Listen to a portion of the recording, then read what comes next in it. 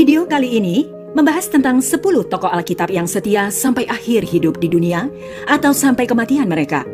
Dari sekian banyak tokoh yang dicatat di Alkitab, baik di Alkitab Perjanjian Lama maupun di Alkitab Perjanjian Baru, hanya sebagian kecil yang memiliki catatan tentang akhir hidup atau kematian mereka.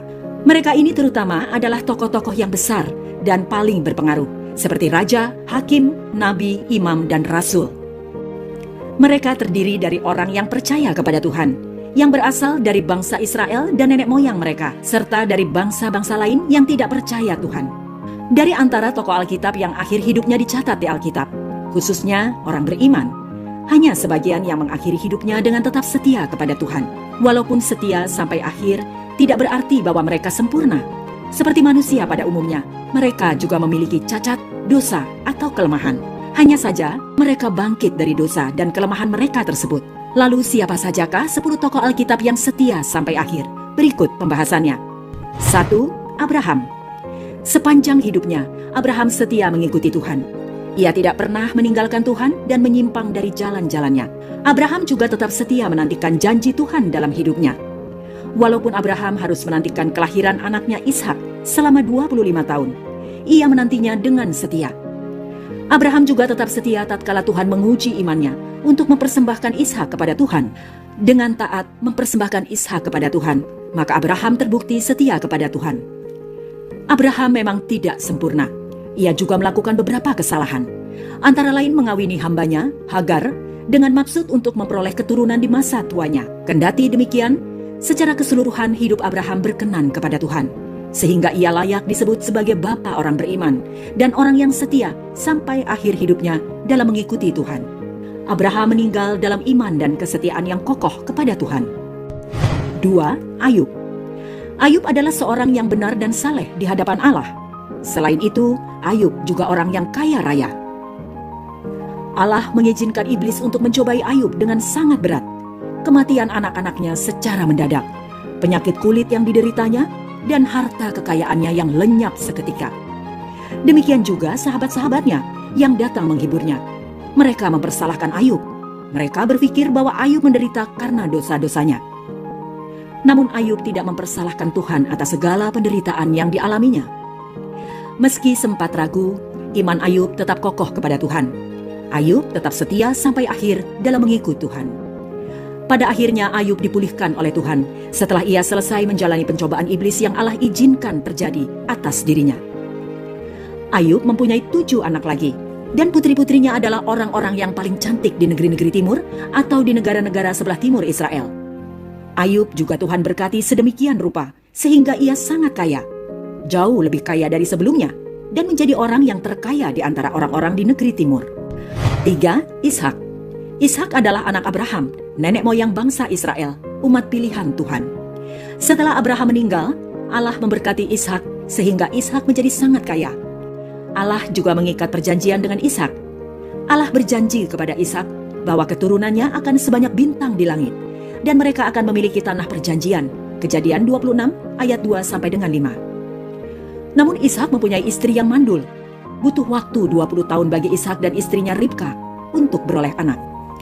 Akan tetapi selama masa penantian tersebut, Ishak tetap setia kepada Tuhan. Ia pun berdoa bagi istrinya, sehingga istrinya tersebut melahirkan anak kembar, yaitu Yakub dan Esau. Seperti ayahnya, Abraham, Ishak juga tidak sempurna. Ishak memiliki kelemahan dan kekurangan, namun hidup Ishak secara keseluruhan berkenan di hadapan Tuhan. Sepanjang hidupnya, Ishak berpaut kepada Tuhan. Ishak tetap setia mengikuti Tuhan hingga akhir hidupnya, hingga ia mati. 4. Yakub. Yakub adalah anak Ishak, cucu Abraham. Sejak dalam kandungan ibunya, Yakub telah Tuhan pilih sebagai pewaris janji-janji Tuhan kepada Abraham kakeknya. Seperti halnya Abraham dan Ishak, Tuhan juga mengikat perjanjian dengan Yakub. Namun Yakub harus mengungsi ke negeri asal ibunya selama 14 tahun sebab Esau kakaknya ingin membunuhnya. Yakub juga harus kehilangan Yusuf, anak kesayangannya, selama 13 tahun karena ia dijual oleh saudara-saudaranya ke Mesir. Dalam menghadapi semua penderitaannya ini, Yakub tetap setia kepada Tuhan. Yakub dan anak-anaknya kemudian mengungsi ke Mesir, sebab di tanah Kanaan terjadi kelaparan yang hebat. Sementara putranya, Yusuf, telah menjadi penguasa di Mesir. Yakub meninggal di Mesir. Sebelum meninggal, Yakub memberkati ke-12 anaknya laki-laki yang menjadi nenek moyang bangsa Israel, umat pilihan Allah. Hal ini membuktikan iman dan kesetiaan Yakub kepada Tuhan hingga akhir hidupnya. Yakub tetap setia kepada Tuhan hingga kematiannya. 5. Yusuf. Yusuf adalah anak kesayangan Yakub, sebab Yusuf lahir di masa tua Yakub dari istri kesayangannya Rahel. Karena itulah Yakub memanjakan Yusuf. Ia membelikan Yusuf jubah yang sangat indah. Hal ini membuat saudara-saudara Yusuf menjadi cemburu. Karena itulah Yusuf mereka jual kepada seorang Ismail yang kemudian membawa Yusuf ke Mesir. Yusuf dijual kepada seorang pegawai istana Fir'aun yang bernama Potifar. Yusuf kemudian menjadi kepala rumah tangga Potifar dan orang kepercayaannya. Istri Potifar sangat tertarik kepadanya dan berkali-kali menggoda Yusuf agar mau berhubungan intim dengannya. Tetapi Yusuf tidak pernah mau menuruti ajakan istri Potifar itu karena ia takut akan Tuhan. Kejadian 39 ayat 1 sampai dengan 23. Lalu Yusuf difitnah oleh istri Potifar dengan berkata bahwa Yusuf ingin memperkosanya, sehingga Yusuf dimasukkan ke penjara. Tetapi dalam menghadapi ini semua, Yusuf tetap tabah dan ia tetap setia kepada Tuhan. Ia tidak pernah menyalahkan Tuhan atas semua masalah yang dihadapinya. Oleh campur tangan Tuhan, Yusuf akhirnya keluar penjara dan menjadi pemimpin tertinggi di Mesir di bawah kuasa Fir'aun. Namun ia tidak menjadi sombong dan melupakan Tuhan. Ia tetap setia kepada Tuhan. Sebelum meninggal di Mesir, ia berpesan kepada saudara-saudaranya untuk membawa tulang-tulangnya ke tanah perjanjian. Ini menunjukkan iman dan kesetiaan Yusuf kepada Allahnya. 6. Musa. Musa dikenal sebagai pemimpin besar Israel. Ia memimpin sekitar 2 juta umat Israel keluar dari Mesir menuju tanah perjanjian, mengembara di padang gurun selama 40 tahun. Namun sangat ironis, Musa sendiri tidak masuk ke tanah perjanjian itu. Ia hanya mengantar bangsa Israel sampai perbatasan tanah Kanaan. Tuhan hanya memperbolehkannya melihat tanah perjanjian dari atas gunung Nebo, tetapi tidak boleh memasukinya. Musa mati di gunung tersebut.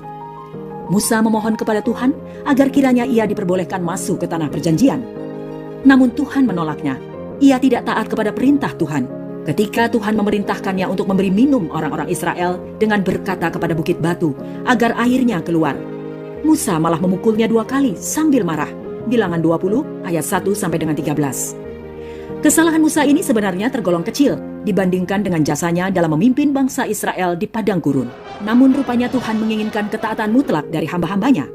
Ketaatan seorang pemimpin rohani dituntut lebih besar dari ketaatan orang biasa. Sekalipun Musa tidak Tuhan perbolehkan memasuki tanah perjanjian, namun Musa tidak kecewa. Ia tetap setia kepada Tuhan. Berkat-berkat yang Musa berikan kepada 12 suku Israel di akhir hidupnya menunjukkan bahwa ia tetap percaya dan setia kepada Tuhan. 7. Yosua. Yosua adalah pemimpin Israel setelah Musa mati. Sebelumnya Yosua adalah abdi Musa. Tuhan memilih Yosua sebagai pengganti Musa, dan Yosualah yang membawa bangsa Israel dari padang gurun hingga tiba di tanah perjanjian. Yosua membawa bangsa Israel memasuki tanah perjanjian dan berperang melawan bangsa-bangsa asli tanah Kanaan tersebut. Lalu Yosua membagi tanah-tanah tersebut di antara suku-suku Israel. Yosua menjadi pemimpin Israel hingga matinya, dan sepanjang hidupnya Yosua tetap setia kepada Tuhan. Di akhir hidupnya, Yosua menantang bangsa Israel untuk memilih antara beribadah kepada Tuhan atau beribadah kepada dewa-dewa. Yosua menegaskan bahwa ia dan keluarganya akan tetap setia beribadah kepada Tuhan. Orang-orang Israel menjawab Yosua bahwa mereka akan beribadah kepada Tuhan. Namun sayang, sepeninggal Yosua yang setia kepada Tuhan, bangsa Israel murtad dan menyembah berhala. Yosua 24. 8. Samuel.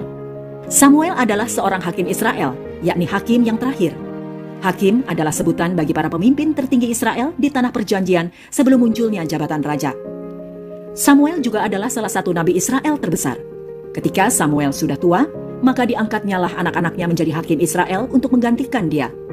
Tetapi anak-anaknya itu tidak hidup benar seperti dia. Karena itu, orang Israel menuntut adanya seorang raja bagi mereka. Hal itu disampaikan oleh Samuel kepada Tuhan. Dan walau Tuhan tidak menghendakinya, Tuhan akhirnya mengabulkan permintaan bangsa Israel itu. 1 Samuel 8 ayat 1 sampai dengan 22.